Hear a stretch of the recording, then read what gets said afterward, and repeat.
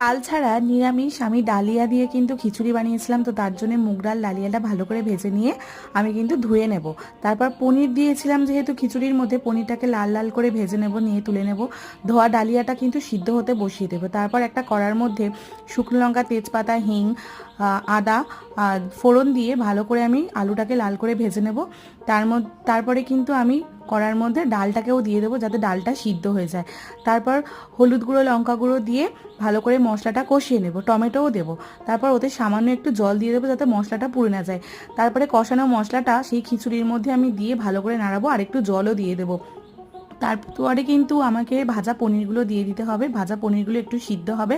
তো তারপর আমি লাস্টে একদম ঘি আর গোটা ধনে গুঁড়ো করে রেখেছিলাম, ওটাই কিন্তু খিচুড়ির মধ্যে দিয়েছিলাম।